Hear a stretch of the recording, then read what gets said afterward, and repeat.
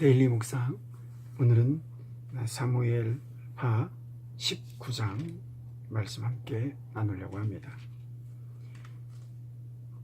18장 마지막 절에 보면 내 아들 압살롬아, 내 아들 압살롬아, 차라리 내가 너를 대신하여 죽었더라면 압살롬 내 아들아. 압살롬이 요압에 의해서, 요압 장군에 의해서 죽임을 당하고 나서 사실 죽는 것이 맞지 않습니까? 다윗은 참 모든 것을 포용하려고 하는 그런 포용의 마음이 많았습니다. 압살롬에 의해 암논이 죽었을 때도 그 암논을 위하여 압살롬을 보지 않았잖아요. 암논에 대한 애틋한 마음이 있었던 거죠. 근데 이번에는 압살롬이 그 애틋한 마음을 갖게 되는 대상이 돼버린 겁니다. 그래서 19장에 보면 이제 그 압살롬을 죽인, 어떻게 보면 반역자를 처단한 요압 장군이 이런 이야기를 하게 됩니다. 왕이 압살롬을 위하여 울며 슬퍼하시나이다 하는 왕의 행동에 대한 보고를 받게 됩니다. 그때 어떻게 보면 모든 사람 앞에 총대를 메고, 모든 사람의 총대를 메고 왕 앞에 나아갑니다. 왕에게 나아가 이야기합니다. 왕께서 오늘 왕의 생명과 왕의 자녀의 생명과 처첩과 비빈들의 생명을 구원한 모든 부하들의 얼굴을 부끄럽게 하시니, 이건 뭘 의미해요? 전쟁에서 이겼습니다.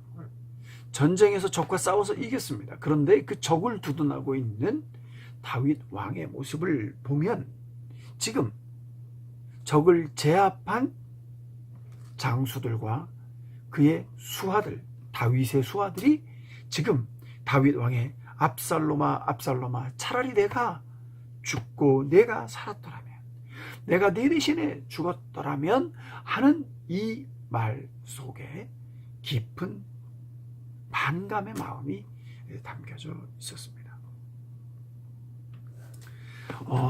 6절에 보면 이렇게 표현을 합니다.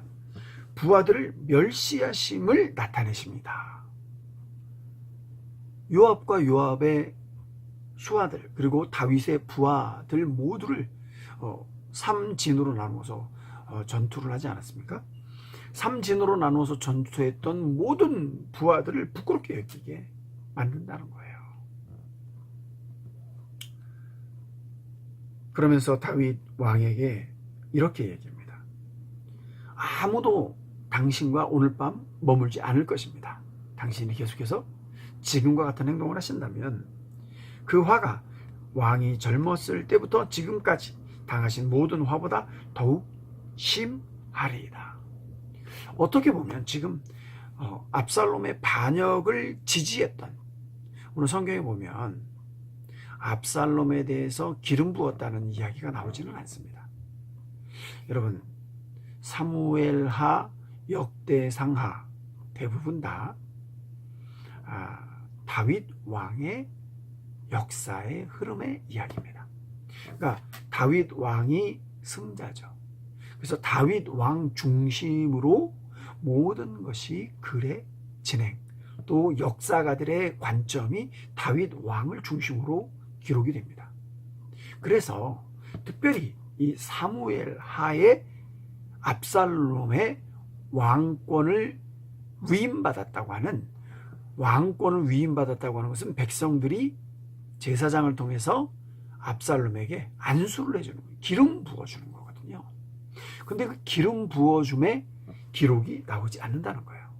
근데 여기만 안 나와요. 다른 곳에서는, 다른 성경에서는 다윗을 대적했던 압살롬에게 이스라엘 사람들이, 그를 따르는 사람들이 기름 부어 왕권으로, 왕위로 인정했다라고 하는 기록이 나옵니다. 그건 뭘 의미해요? 다윗이 폐위가 됐다는 거죠. 그러니까 백성들이 다 압살롬을 쫓았다라는 건 뭐예요? 여러분, 오버랩 되는 게 있는데요. 압살롬이 4년 동안 다윗 왕의 백성들의 마음을 빼앗기 위해서 어떠한 행동을 했죠? 4년 동안 성문에 앉아서 재판장을 했습니다. 그죠? 자, 19장에 보면 바로 다윗이 귀환을 하게 되는데 그 귀환의 모습이 자, 압살롬이 4년 동안 했던 것으로 돌아가게 됩니다. 자, 여기 보면 이스라엘 사람들이 표현들을 보면 이스라엘 백성들이 이제 압살롬을 피하여 그 땅을 나가셨고 라고 9절 말미에 기록하고 있는데 오늘 읽은 이 19장에 그 이전에는 압살롬에 대한 기름 부었다는 기록이 나오지 않지만 실상 여기서도 압살롬의 기름 부은 장면이 나타나는 건 아닙니다. 기름을 부어라는 표현이 나타나는 겁니다. 10절에 보면 압살롬에게 우리가 기름을 부어 이스라엘 지파들이 기름을 부었다는 거예요. 자, 그 기름을 부은 것을 통해서 자, 우리를 다스리게 한 압살롬하고 아주 압살롬에 대해서 명확하게 표현을 합니다. 그러나 그는 죽었고 라고 말합니다. 그럼 이제 다윗이 해야 할 일은 무엇입니까? 자기의 왕권을 더 튼튼하게 하는 겁니다. 오늘 이 이후에 일어나는 무비보셋의 이야기, 시므이의 이야기, 또 바르실레의 이야기, 또 남북으로 분쟁하는 이야기들 속에서 다윗이 했던 다윗의 왕권을 더 견고하게 하는 과정으로 흘러가게 됩니다. 압살롬의 반역으로 끝나는 것도 아닙니다. 또 다른 반역이 기다리고 있습니다. 그런데 다윗은 역시 참 등용에 있어서 용인이었던 것 같습니다. 사람을 잘 이용하는, 사람을 잘 인용하는, 그래서 용인이라고 그러죠. 그 용인을 잘하였는데 여기 보면 자기를 대적했던 장수를 장군으로 받아들입니다. 여러분, 이것은 다윗의 이 통솔력, 지도력, 리더십을 살펴볼 수 있는 대목입니다. 여러분, 우리가 신앙생활을 하다 보면 때때로 나도 모르게 당하게 되는 어려움을 겪게 되죠.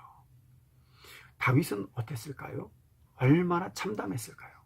자기의 아들이 자기를 치러 오고 자기는 부하들과 그곳에 아무것도 남겨둘 시간적 여건조차 없이 후궁 10명만 놔두고 예루살렘의 왕궁으로부터 빠져나와야 했던 다윗의 이 모습.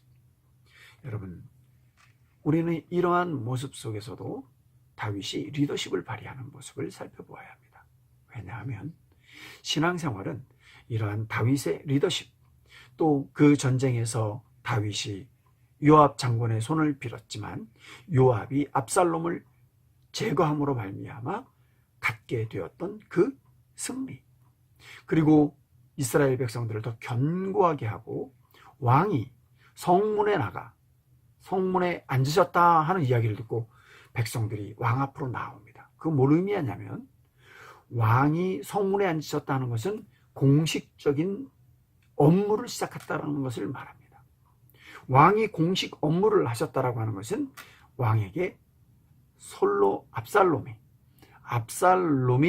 4년 동안 다윗에 향해 있던 백성들의 마음을 앗아갔던 것처럼 다시 압살롬이 했던 그 일을 다시 다윗이 성문에 앉아서 백성들을 돌보며 더, 이게 어떻게 보면 요즘으로 치면요,